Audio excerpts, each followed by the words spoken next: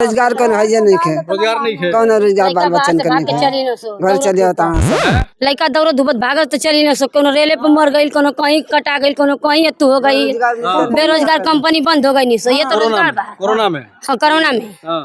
ये तो बात बा का लगत बा केबर के सरकार केकर बनावे के चाहिए? अखिलेश यादव अखिलेश यादव के कैसन बा? मोदी जी के सरकार कैसन बा? ए बे उनके हम का जानत है हमारे जब मोड़ई जो पड़ी खुदे बा के ऊ बनत बा के ऊ अपने के न बनत बा के हमके देत बा। क्यों देत ना बा?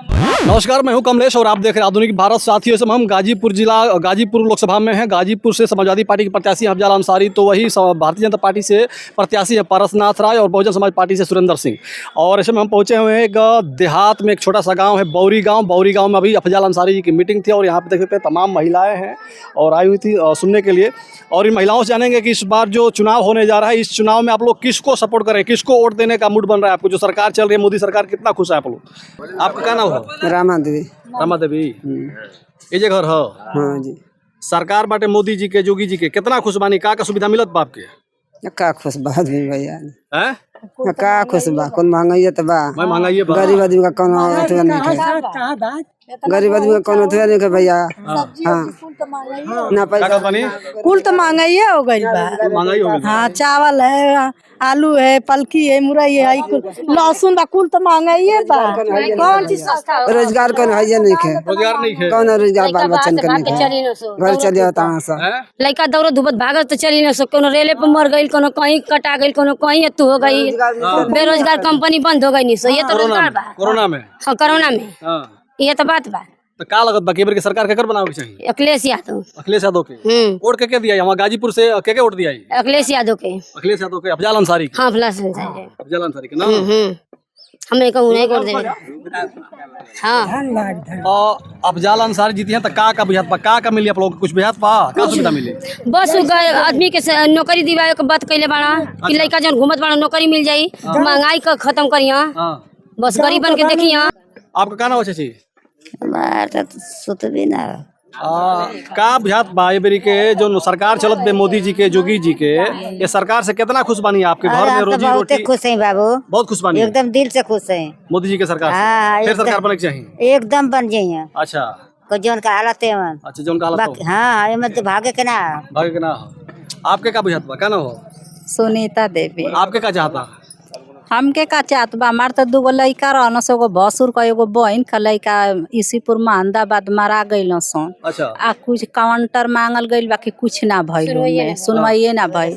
हम कचिया दारू बनावत रहनी, हमार 20-22 बरिस का आदमी मर गइल हूँ। अच्छा। आ 5-6 आदमी गांव का 2-4 आदमी औरी गइल। आ हमके हमारे लड़का के जेल भेजा देना लो, 4 महीना 12 दिन जेल खटनी। और जे बा बनावत बा तो बनवते बा, ओके केहू पकड़वावे वाला नहीं खे, न केहू कुछ करे वाला बा। अच्छा। हमके गरीब आदमी, हमार छोटी छोटी लड़का 8 दिन का शादी कैले रहनी, पतो उतरले रहनी, अभी पहला शादी रहे।